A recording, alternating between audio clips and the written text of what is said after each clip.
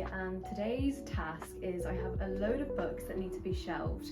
It's quite a small bookshop. You can see the shelves are already pretty full and I have like a stack of romance books. This is my romance section at the moment, these bottom three shelves, but I have like a stack of romance books that need to go somewhere and they don't fit there. So I need to jig some things around. I'm not really sure what the plan is. Possibly I could shelve some of the fiction ones so they come up here, and I don't know if that's too high. Like, is that, oh, maybe that's okay. It's a bit of a conundrum. There are worse problems to have. I actually think before I start moving books around on the shelves to try and make space, I need to figure out exactly how many romance books I have. Because I want to jig it all around once and then realise there's actually not enough room. So I have a lot of romance books to sort through, clean them up, price them, and then we'll go from there.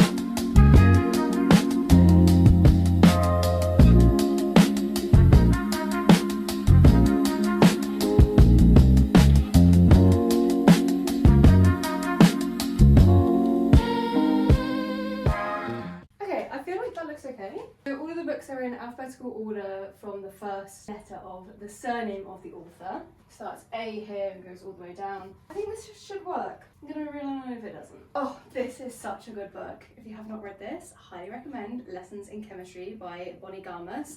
I suppose it's technically historical fiction, but I haven't got it in the historical fiction section because I feel as though it's more commentary on like feminism and like women in STEM. It's exceedingly good.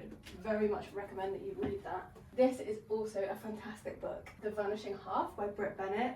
Oh, an actual masterpiece. It's so good. It's basically about these twin girls who are black, but one of them is darker than the other. So the lighter skinned one tries to pass as white. Again, I kind of suppose it's also technically historical fiction. It starts in the 60s, but again, I just feel like it has more interesting commentary as general fiction, like on race and passing and family and sisterhood. Just read it, okay? Read it and thank me later.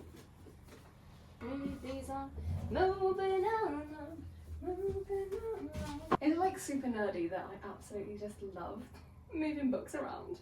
I fucking love it! Alphabetizing them, organizing them. This is very autistic of me, isn't it? So sometimes when I get like double copies of books, rather than taking up another space on the shelf, I just tuck them behind. I'm panicking now because I have too much space. It's fine, it's fine. I have a lot of Dorothy Coombson. I've never read any of her stuff, and honestly, it doesn't look like my vibe. I am very much a judge a book by its cover, and this is not it for me. Honestly, anything that has like real people on the front really puts me off. I don't want to read a book that has feet on. But speaking of book covers, I do feel as though like with the rise of like TikTok books, all the covers look the same. Like they're cute and they're pretty and they're fun and they're colourful and I like them, but they do all look the same. And I think a lot of the time, for example, these books, I have not read them. Daydream, Wildfire and Icebreaker. I don't know about these two, but I think definitely this one.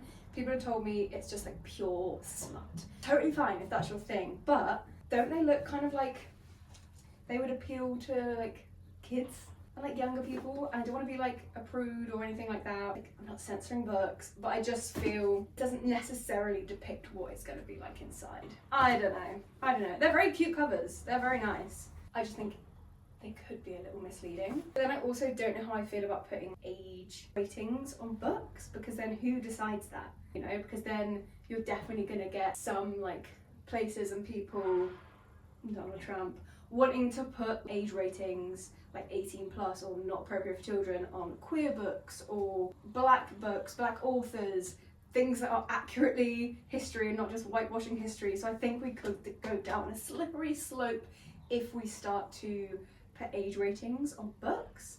I don't know, it's not like a fully formed opinion. What are your thoughts on that? Another excellent book, Such a Fun Age by Kylie Reid. Discussions on like race and messy dynamics of privilege. Maybe coming of age, trying, like she's a bit older but trying to like figure it out. Really love this book, really, really good. I am concerned there is not enough room. Oh no! It's because I haven't moved and done that. Ugh. ADHD tax. We forgot these shelves. Wait, don't you think like vlogs are so weird because I'm literally just stood talking to myself. I was actually watching a very interesting YouTube video yesterday. I'll put it on the screen, talking about how we are in the era and like the death of sincerity and earnestness, because like younger generations just think everything is like a cringe, and so they don't actually put themselves out there, or they don't feel like brave enough or safe enough to be vulnerable and grow a personality because they all just think everything is cringe. It just made me think of that because I was like, oh, I'm talking to myself, that's cringe. It's like, yeah, but I'm not talking to myself, I'm talking to you. I feel as though a lot of younger people want to be famous and they want to be known and they want to do the whole social media thing, but they won't put in the effort to get there. They won't put themselves out there because they think it's cringe. I say that without meaning to be like, no one wants to work anymore. Get off your ass and work. Oh, why? Dear publishers, please stop making books at this, oh my god. Stop making books at this awkward size that don't fit on shelves. It looks ugly when it's a different height to other books. Bookshelf gods, let the books I've got fit in this space or I'm going to lose my... Okay, for this next part, I like to get on the floor. One, I like being on the floor.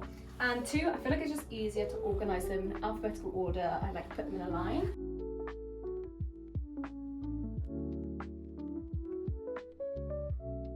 Not romance girly. Not romance girly. I don't mind a queer romance. Like I've read a couple of like sapphic romance books. They were quite cute, they were fun, easy reads, I liked them. Not like so much a fan of hetero romance. I don't know, I just find it a bit boring. I'm not hugely into smut. Like I very recently read this and it was just not my vibe at all. If you are like a Hallmark romance girly, you'll eat this shit up. I love a Christmas Hallmark cheesy movie. I love it. I will watch all of them. I don't care how rubbish it is, but I think I just love it for the Christmas vibes. In a book, apparently I hate it in a book because it was very much that vibe. Like it was very predictable for me anyway. And some people love that. Some people love predictability in a book. They love the knowledge that it's going to end up happy and they kind of know where it's going and there's not too many like points of friction or anything like that. I like my books a little bit more gritty. Wasn't for me, but might be for you. I think that's important to remember about book recommendations, because I can recommend all my favourite books in the world and you might be like, I've read all there is, I hate them. Art is subjective. Books are subjective. What one person likes, the other person might hate. Like some people's favourite books, I'm like, I will never read that in my life, and vice versa. So it really is personal taste.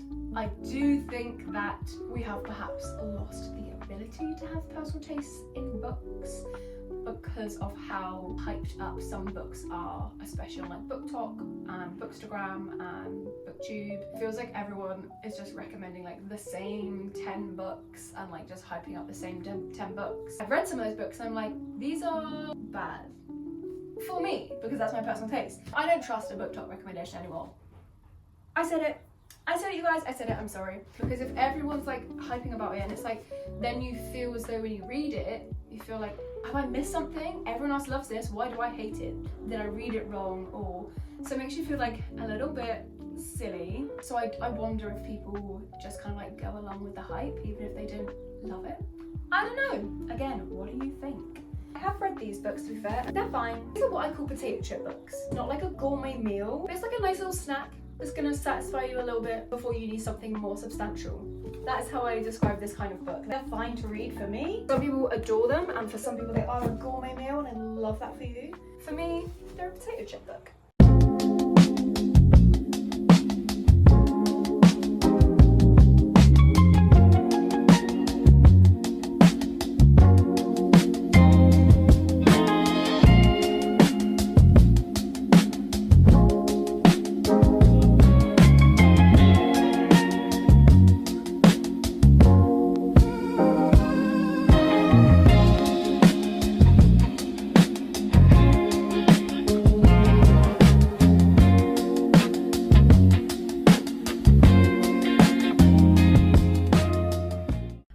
finished for the day, but I'm hosting a Halloween event on Friday. We're doing a practical magic screening and we're going to paint pumpkins, we're going to have pizza, and it's going to be so much fun. I'm really excited, but I need to like shimmy around the shop a bit so I can like fit the chairs in, and I need to get the TV in so we can watch the film. So I'm going to do that now.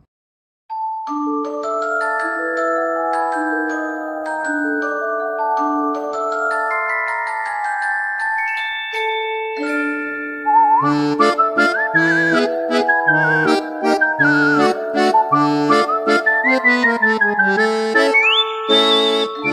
also have one of these pumpkins that we're going to be painting. They're so cute. I kind of really like this one. I think it's so cute. We've got these to paint, we're going to have pizza, we're going to watch practical magic. It's going to be so fun, I cannot wait. I think this is good for now. I'll probably come in early on Friday so I can like set it all up properly. Let's quickly go and get my eyebrows waxed.